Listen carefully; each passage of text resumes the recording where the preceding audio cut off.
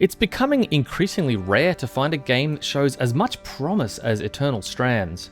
Although, when you find out that developer Yellow Brick Games is made up of staff that used to be developing for BioWare, it starts to make a bit more sense. It's a pretty ambitious target, a third-person action RPG set in a fantasy world where the magic system, physics, and world exploration can combine in logical ways that allow a staggering amount of improvisation. There's also really big, climbable bosses that can be battled, akin to Shadow of the Colossus and the Dragon's Dogma series. It's a really intoxicating blend. But there are a few problems that may cause players to bounce off it and think that it's not really worth a look. Before I get into the details, I'll let you know that given the boss battles in this game were a significant highlight for me, I've tried to keep the footage to some of the earlier boss battles in an effort to keep as much of the later game unspoiled as possible. Okay, so on to the story.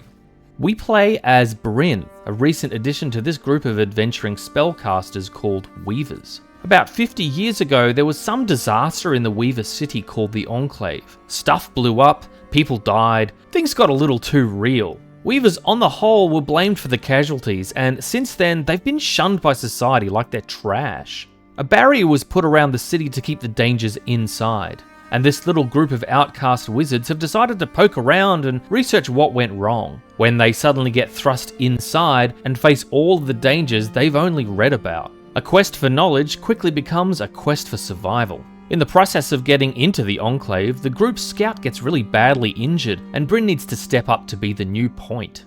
To complete the story, it will take around 20 hours, and it'll be longer if you dive into the side quests and extra boss hunts. It's a fairly generic storyline that's held up a lot by the gameplay and excellent voice acting.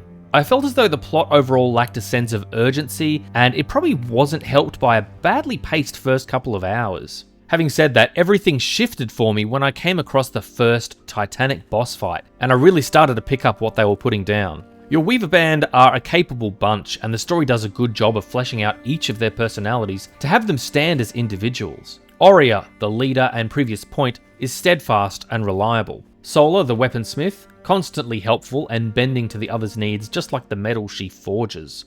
Dharm is Sola's doting husband and very capable enchanter. Lane, the historian and lawkeeper who dabbles in potion making to help out. Sebastian, Sola's assistant, who reminds me of the Cowardly Lion from The Wizard of Oz. And finally, Casman, the group supplier and devilishly delicious Scottish temptress. Like I say, the plot is a bit by the numbers. Everyone's pretty upset by the fact that they've been trapped in this dangerous situation. Naturally, I was expecting this to generate some mixed feelings between the members of the Weaver band, but they're all kind of annoyingly supportive. There's a distinct lack of conflict in the group. Everyone's really lovey-dovey. Oh, are you alright, sweetheart? Oh dear, you've got a boo-boo on your wing. Here, have a cup of tea. It's nice that they're all supportive of everyone, but surely being put in this situation would generate a little more friggin' tension. I've known best friends who've spent a few days on holiday together, and by the third day, they're ready to kill each other with pistols at dawn. Casman seems to be the only one that's a little bit fazed by what's going on. Sebastian, the Cowardly Lion, is also a little bit freaked, but it's not long before tea and cakes come out and everyone's all chill about being trapped in a city with magic killer fart clouds coming to get them. Moving on.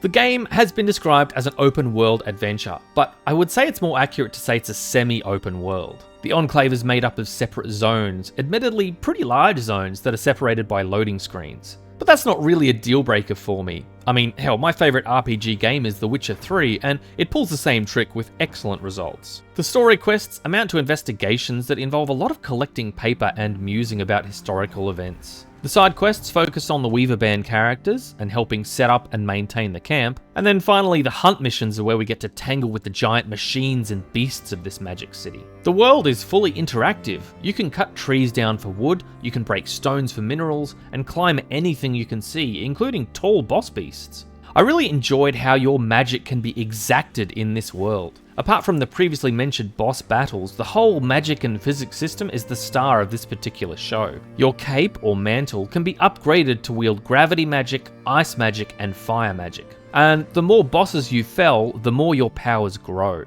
With kinetics, you can levitate trees, stones, projectiles, and even enemies themselves and hurtle them into other enemies or off cliffs. With ice magic, you can freeze foes to the ground, delivering cold damage, or creating a climbing opportunity.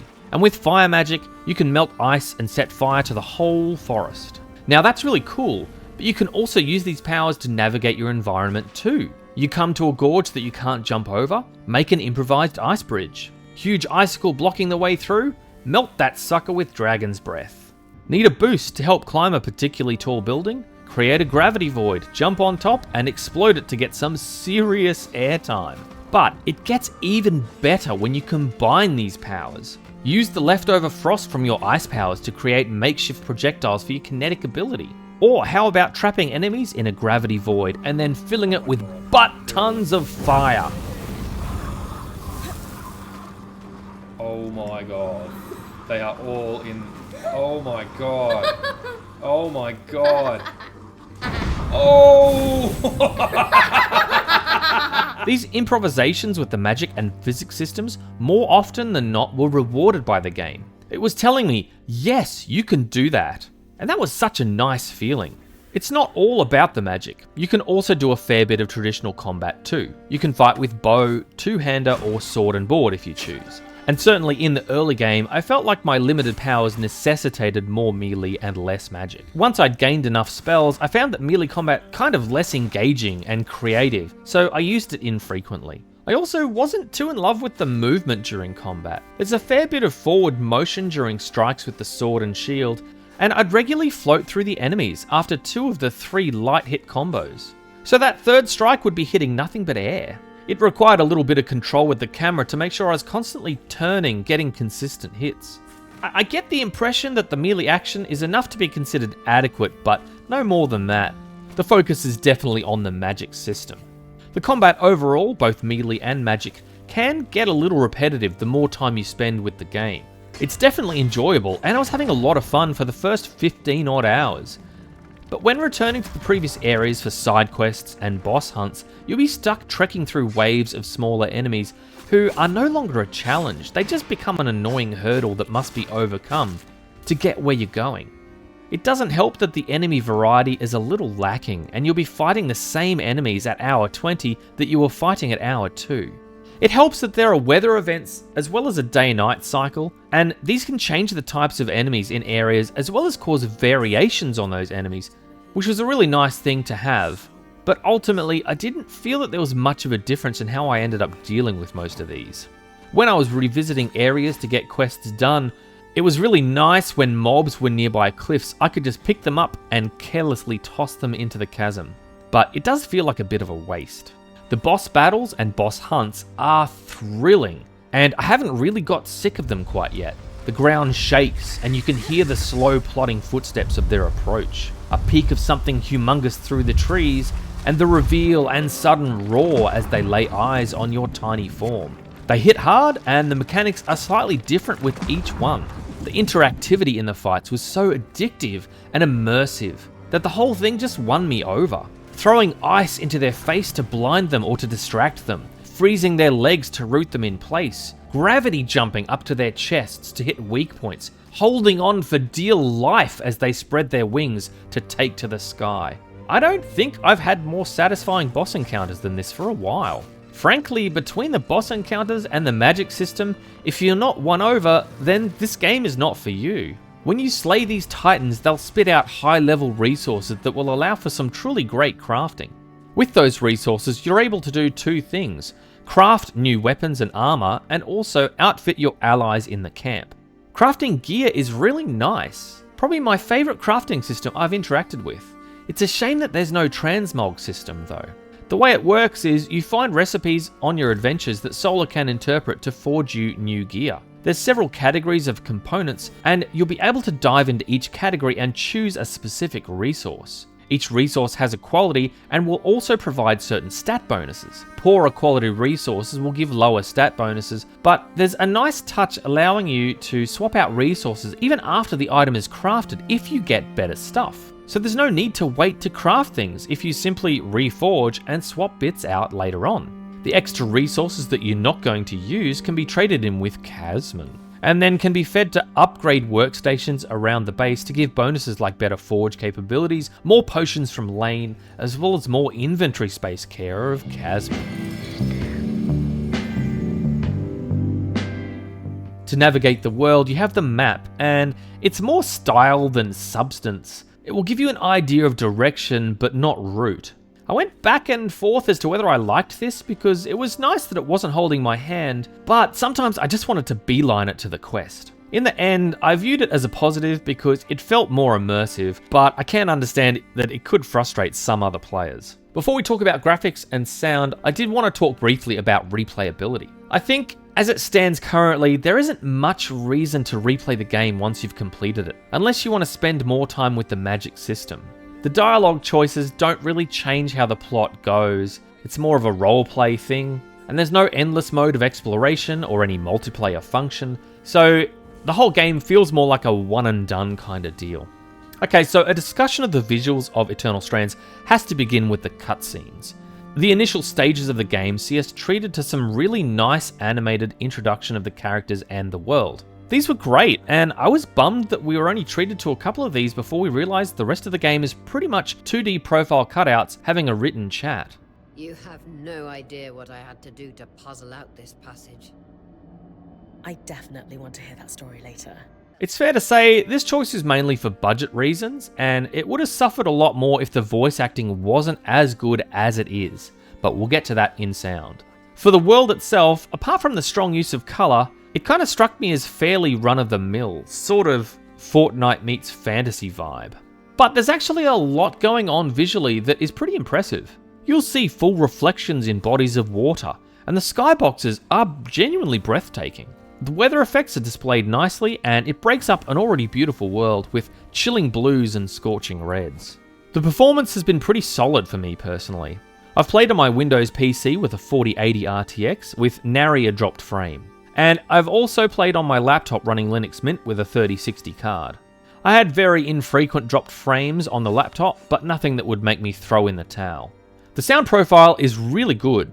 There's subtle cues all over the place to tell you about where you are, whether there's enemies nearby, even some of the attacks have auditory telegraphs, so you can potentially get out of the way better than I did. In the wild, you'll hear the birds in the trees and the winds howling through the canyons. As I mentioned earlier, the voice acting is tremendous. Some games, I just can't develop any understanding of the cast and who they are as people. But there's no problem here, thanks in very large part to the voice actors. Oria's strength and her leadership is obvious when she speaks so surely to her companions. Pandora Collin is doing solid work, channeling a lot of the flavours of Claudia Black's voice. I also interacted a lot with Sola and found Luyanda Unati Lewis Nyao had a lovely spread of emotion through her delivery, particularly during some of the conflicted discussions with her husband. Of course, I don't need to tell you how much I enjoyed Rebecca Hansen's portrayal of Casman. Kira's breath. Was Aaron running from out of Turdville? He sounds like the worst. Yeah.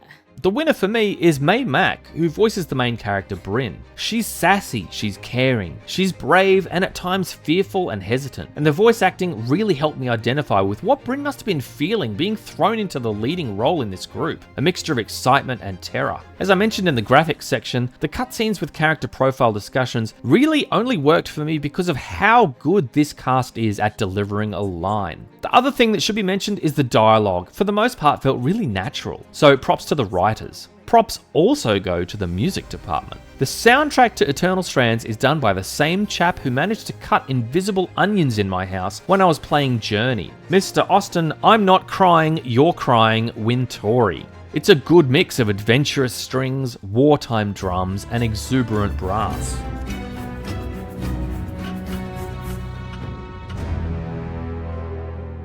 The whole OST is fairly strings heavy, which makes a certain amount of sense given the fantasy setting and having strands in the title. Wintory does the John Williams thing by bringing certain motifs back throughout the soundtrack. The opening track Weavers has a lovely melodic phrase that gets repeated a few times throughout, notably in Sparks of the Living Flame.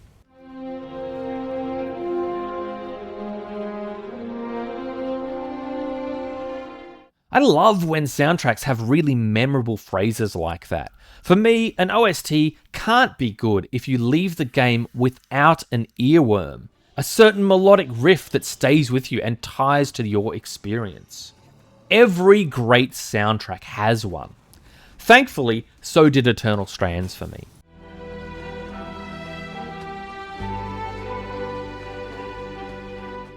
You get to hear it in the first 10 seconds of the very first track.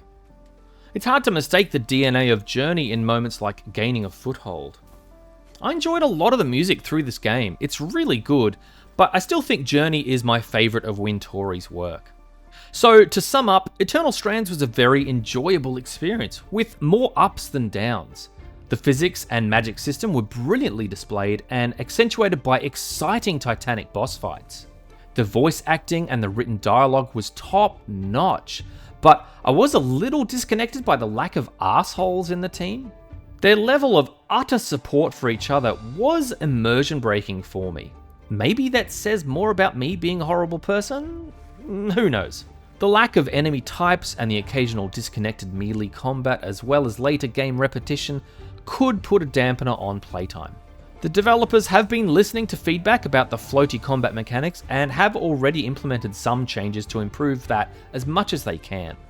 They have said that some of that floaty feeling is because Brynn is tied to the physics system in the game, which I guess is why we can use gravity powers to blast our way around, and also why she had occasionally been a little bit slow to change direction. Eternal Strands currently sits at $58 roughly Australian, and I've definitely gotten that much enjoyment out of it, so I don't have any problem green stamping this game. But if you're not sure whether this will be for you, I do have good news. It's currently on Xbox Game Pass, so if you have the subscription to that, you can trial it there. And for those of you that don't, what you can do is go and download the free demo on Steam. Thankfully, the demo is pretty informative as to whether you're going to like this game or not, so feel comfortable in making that decision after the demo. If you like it, you'll pretty much like the game. Let's do this.